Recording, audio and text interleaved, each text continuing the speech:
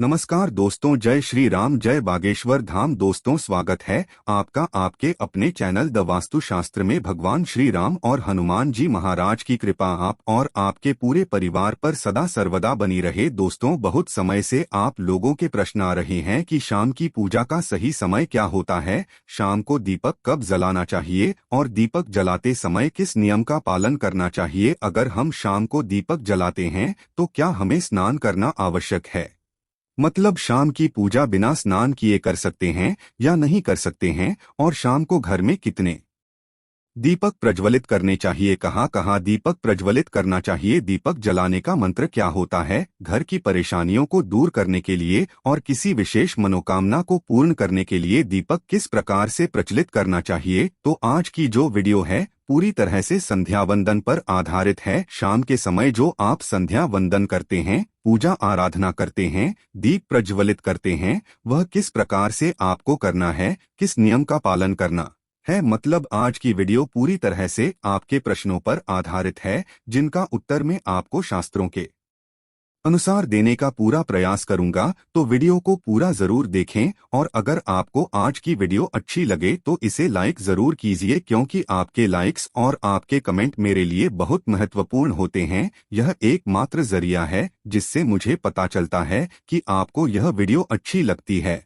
और आपके लिए यह वीडियो उपयोगी है। तो अगर वीडियो अच्छी लगती है तो लाइक जरूर करें। इसके साथ ही कमेंट बॉक्स में भगवान श्री राम के नाम का जयकारा भी जरूर लगाएं। इससे आपको सकारात्मक ऊर्जा की प्राप्ति होती है। और अगर आपका कोई भी सुझाव हो, कोई भी प्रश्न, नया कोई विशेष वीडियो देखना चाहते हैं तो उसके लिए भी कमेंट बॉक्स में जरूर लिखें। और हाँ, चैनल पर पहली बार आए हैं, अगर अभी तक आपने चैनल को सब्सक्राइब नहीं किया है तो आज की वीडियो अगर आपको अच्छी लगे तो चैनल द वास्तु शास्त्र को सब्सक्राइब जरूर कर लीजिए और बेल आइकन को भी प्रेस कर लीजिए। इससे यह होगा कि इस चैनल पर जो नई वीडियो अपलोड होंगी वो आपको सही समय पर प्राप्त होगी। तो सबसे पहले बात करते हैं किशन झा, दीपक प्रज्वलित करने से पहले मतलब शाम को पूजा करने से पहले क्या स्नान करना आवश्यक है। देखिए, शास्त्रों के अनुसार पूजा में शुद्धता आवश्यक होती है। तो जब हम सुबह पूजा करते हैं तब तो स्नान करना अत्यंत आवश्यक होता है। सुबह बिना स्नान के पूजा नहीं करना चाहिए, लेकिन शाम की पूजा आप हाथ पांव मुंह धोकर भी कर सकते हैं, जरूरी नहीं है आप स्नान करें। अब देखिए, आप चाहे तो वस्त्र भी बदल सकते हैं या फिर आप सिर्फ हाथ मुंह धोकर कुल्ला करके भी पूजा कर सकते हैं। अब देखिए, जैसे कि आपको शाम के समय पूजा करनी है तो दिन में भी आप शुद्धता का ध्यान रखें। जैसे कि आप जब भी टॉयलेट जाते हैं, बाथरूम जाते हैं, तब उस समय शुद्धिकरण जरूर कीजिए, कुल्ला जरूर करना चाहिए हर बार जब आप बाथरूम जाते हैं। तो अगर आप दिन भर शुद्धिकरण का ध्यान रखते हैं तो शाम के समय बिना स्नान किए भी सिर्फ हाथ पांव की पूजा कर सकते हैं, और चाहे तो स्नान भी कर सकते हैं। जैसे कि गर्मियों के दिन है तो शाम के समय भी आप स्नान करके पूजा कर सकते हैं। तो बहुत सारी चीजें आप स्वयं भी अपने विवेक से निर्धारित कर सकते हैं। अगला प्रश्न है आपका कि शाम की पूजा में दीपक इस समय जलाना चाहिए। तो देखिए, शाम को जो पूजा का समय होता है वह गोधूलि बेला का समय होता है, प्रदोष काल का समय होता है। मतलब जिस समय सूर्य अस्त हो रहे होते हैं उस समय हमारे घर में दीपक प्रज्वलित हो जाना चाहिए। अब जैसे कि आप लोगों के प्रश्न आते हैं कि कितने बजे दीपक जलाना चाहिए शाम को, तो देखिए, शाम को सूर्यास्त का समय हर मौसम में अलग अलग होता है। कभी जैसे कि सर्दियां चल रही होती है तो 4:30 पर भी सूर्यास्त हो जाता है, कभी कभी 5:30 तक भी सूर्यास्त हो जाता है। जैसे गर्मियों का मौसम है तो 6:30 से लेकर 7 बजे तक ऐसे ही सूर्यास्त का समय होता है। कई बार 7:30 का टाइम हो जाता है। गर्मियों में तो प्रत्येक मौसम में सूर्यास्त का समय अलग होता है, इसलिए एक सही समय बताना कि इसी समय आप दीप प्रज्वलित करें, यह तो बहुत मुश्किल होगा और यह ठीक भी नहीं होगा। एक ही समय पर हर बार हम दीप प्रज्वलित नहीं कर पाएंगे, इसलिए संध्या काल का ध्यान रखिए। जब संध्या काल का समय होता है मतलब जब सूर्य अस्त हो रहा होता है, उस समय आप अपने घर में दीपक प्रज्वलित कर दीजिए। और अब बात करते हैं कि कितने दीपक आपको अपने घर में प्रचलित करने चाहिए प्रतिदिन। शास्त्रों के अनुसार संध्या काल में प्रतिदिन अपने घर के मुख्य द्वार पर एक दीपक जरूर जलाना चाहिए। इससे क्या होता है, देखिए, शास्त्रों के अनुसार शाम के समय संध्या काल में लक्ष्मी माता और उनकी बहन दरिद्रता दोनों ही भ्रमण पर निकलती है। तो जिस घर के मुख्य द्वार पर दीपक प्रज्वलित होता है उस घर में मां लक्ष्मी प्रवेश कर जाती है, और जिस घर के मुख्य द्वार पर दीपक नहीं जल रहा हो उस घर में दरिद्रता प्रवेश कर जाती है। तो इसलिए मां लक्ष्मी का प्रवेश आपके घर में हो, इसके लिए घर के मुख्य द्वार पर एक दीपक जरूर प्रज्वलित करना चाहिए। और हाँ, घर के मुख्य द्वार पर जो दीप प्रज्वलित किया जाता है संध्या काल में, इसके बहुत सारे फायदे शास्त्र में बताए गए हैं। शास्त्रों के अनुसार संध्या काल में जिस घर के मुख्य द्वार पर दीप प्रज्वलित होता है उस घर में किसी भी प्रकार की नकारात्मक ऊर्जा प्रवेश नहीं करती है। कोई भी वास्तु दोष आपके घर में हो, अगर आप मुख्य द्वार पर दीप प्रज्वलित करते हैं तो समस्त प्रकार के वास्तु दोष से मुक्ति मिल जाती है। और अगर आपके घर में पितृदोष है जिसकी वजह से परेशानियां आपके घर में बनी हुई है, तो घर के मुख्य द्वार पर जो हम दीप प्रज्वलित करते हैं इससे घर का पितृदोष भी समाप्त हो जाता है। और इसके अलावा घर में किसी भी प्रकार की अशांति रहती हो या फिर आपके घर में बीमारियां बहुत रहती है,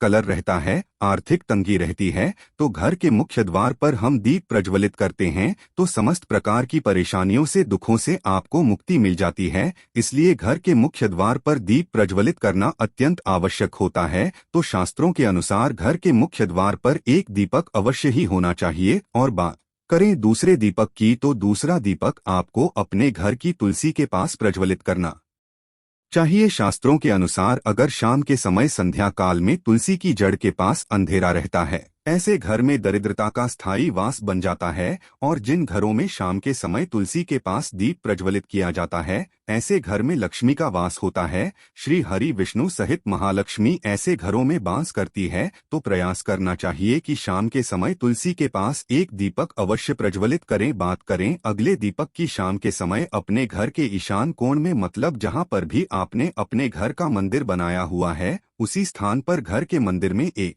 दीपक अवश्य प्रज्वलित कीजिए। 2-3 दीपक आपको प्रतिदिन जरूर प्रज्वलित करनी चाहिए। और अगर आप तीनों दीपक प्रतिदिन प्रज्वलित करते हैं तो विश्वास रखिए आपके घर की बहुत सारी परेशानियां स्वयं ही समाप्त हो जाती है। और अब बात करते हैं अगले प्रश्न के बारे में, जो आप लोगों के हमेशा प्रश्न आते हैं कि दीपक किस चीज से प्रज्वलित करना चाहिए, सरसों का तेल डाल सकते हैं या नहीं, या फिर तेल का प्रयोग करना चाहिए, या फिर शुद्ध घी का, गाय के घी का, किस चीज से हम दीपक प्रज्वलित करें। तो देखिए, शास्त्रों के अनुसार सरसों के तेल का दीपक हर जगह प्रज्वलित नहीं करना चाहिए। सरसों का तेल कड़वा तेल कहा जाता है। इस तेल को हम प्रज्वलित करते हैं शनिदेव के लिए। शनिदेव के लिए अगर आप दीपदान करते हैं शनिवार के दिन तो आपको सरसों तेल का दीपक प्रज्वलित करना चाहिए। और आप चाहे तो जैसे कि पीपल का वृक्ष होता है वहां पर भी सरसों के तेल का दीप प्रज्वलित कर सकते हैं, या फिर भैरव देवता होते हैं उनके लिए भी तेल का दीपक प्रज्वलित किया जाता है। इसके अलावा कहीं पर भी सरसों तेल का दीप प्रज्वलित करने की बात शास्त्रों में नहीं कही गई है।